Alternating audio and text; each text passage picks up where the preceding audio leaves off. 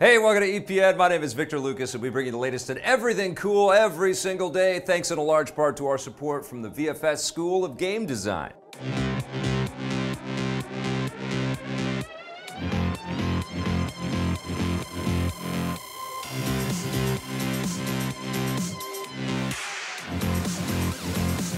Thank you so much, Vancouver Film School. Now, this rundown is dedicated to Tank 382, who posits a very good question. Is Jose going to review WWE 2K18? I can't imagine anybody else reviewing that game for us. This rundown's all yours, Tank 382. It took a few tries, but it looks like the DC Cinematic Universe is finally on the right track. Following the commercial and critical success of Wonder Woman, DC and Warner Brothers are looking to repeat the same winning formula with their future superhero movies. Specifically, you can expect to see a more heroic tone with better plot and characterization. That's according to DC Comics president Jeff Johns and producer John Berg. In a recent interview with Variety, they say that audiences responded well to Wonder Woman because the film captured the hopeful and optimistic tone of the comics, and they plan to make sure that the upcoming DC movies do the same thing, staying true to the heroic tone of their source material as well. Surprisingly, the pair flat out admit that the last two DC movies, Batman vs. Superman and Suicide Squad, were too dark and fell apart from a narrative and character standpoint. I said the same thing in my reviews, and if the president of DC Comics agrees, there must be something to it. The good news is that Johns and Berg look at those two films as learning experiences and don't plan to repeat the same mistakes. So was that like a pep talk? Yeah, that was pep talk. Hopefully they can repeat the Wonder Woman formula in the next DC movie, Justice League, which lands in theaters this November.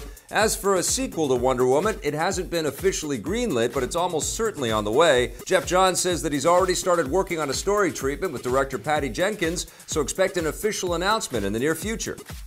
Slowly but surely, Nintendo is making their online service a little better.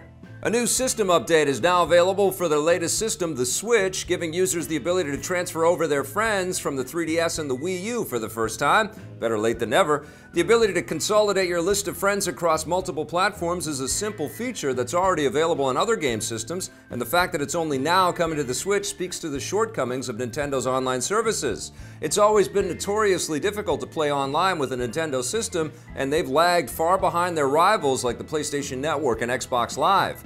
Nintendo has promised to improve their online capabilities with a revamped Switch online service that lands early next year. It will make it easier to set up lobbies with your friends and also comes with access to a library of classic games, but unfortunately, voice chat will not be built in, so users will instead have to use a separate app on their smartphones.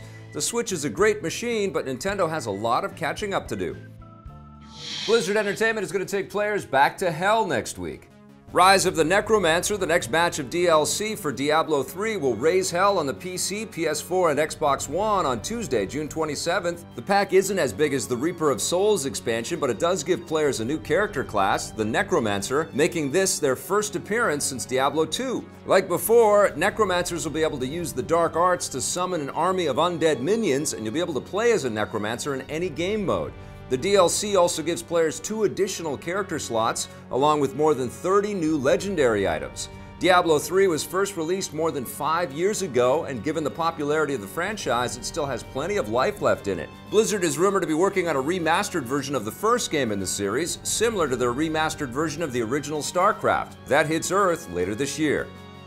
The people behind BBC's Sherlock series are taking on another icon of Victorian-era English literature. Mark Gatiss and Stephen Moffat, who write, produce, and even co-star in the popular detective show, are working on a new TV series based on Bram Stoker's vampire novel, Dracula. Variety reports that the project is currently in the early stages of development, and like Sherlock, it will consist of several feature-length episodes. Dracula has obviously appeared in countless adaptations since the book was first published in 1897, but if Gatiss and Moffat can breathe new life into a character as well known as Sherlock Holmes, we can't wait to see what they do with Dracula. Whatever they come up with, we're sure it won't suck. There's no word yet if their Dracula show will take place in the present day like Sherlock or return to the late 1800s setting of the original novel.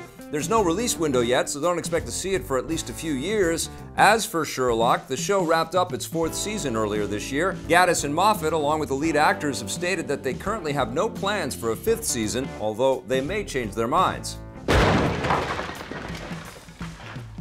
Oh, that was right on my pins. Dracula is pretty cool, but he's not the biggest monster out there. The next Godzilla movie is going to have plenty of other giant Japanese movie monsters. The sequel to the 2014 Godzilla movie has officially begun production, and Legendary Pictures has released the first synopsis, confirming that it will include Godzilla's old rivals Mothra, Rodan, and the three-headed King Ghidorah. The last film included a pair of flying monsters that were sort of similar to Rodan, but seeing the real thing return alongside Mothra and King Ghidorah is sure to please fans of silly movie monsters everywhere. The new Godzilla will smash theaters in 2019, and it's not the only monster movie on the horizon. Legendary Pictures is also working on a crossover that will see their version of Godzilla go up against their new version of King Kong from the recent Skull Island. That arrives in 2020. Netflix has taken their first step into a new world of interactive entertainment. The cat's out of the bag because the streaming giant has launched their first original interactive series. It's called Puss in Book: Trapped in an Epic Tale, and is an animated series aimed at children that gives them the ability to choose between different branching narratives. At different points throughout the story, on-screen prompts appear, giving the viewer a choice of where the story will go next, kind of like a digital choose-your-own-adventure book. It's not as interactive as a video game, but this is only the first step. Netflix is working on other interactive programs, and speaking with Variety, Netflix Director of Product Innovation Carla Engelbrecht-Fisher says that they're also working on new technology that will allow them to make those upcoming stories more interactive. This means we'll be seeing more and more interactive programming on Netflix in the coming years, which seems like their way of staying ahead of the curve. New technology like virtual reality and augmented reality have opened up a whole new world of more interactive storytelling, which is starting to blur the line between movies and video games. It will be interesting to see where it all goes. And speaking of interactive movies, the robot revolution is going to begin next year on the PS4. Developer Quantic Dream has confirmed that their new game, Detroit: Become Human, will be released in 2018. The game was shown off at E3 last week, but Sony didn't name a release window, leaving many to wonder if it would be ready in 2018 or be held until 2019 or later. Speaking with GameSpot, Quantic Dream founder David Cage has put those fears to rest, promising that the game will be out next year. A more specific release date is yet to be revealed, but if we had to guess, we'd say that it probably won't be out until the second half of the year. Detroit: Become Human takes place in the not-too-distant future, with players taking the role of several different android characters amidst a robot uprising. Like Quantic Dream's previous games, it has a heavy emphasis on story, but gives players less freedom than most traditional games, and arguably has more in common with an interactive movie than a video game. I got the chance to play Detroit on the E3 show floor, so you can learn more by watching my first impressions on our channel.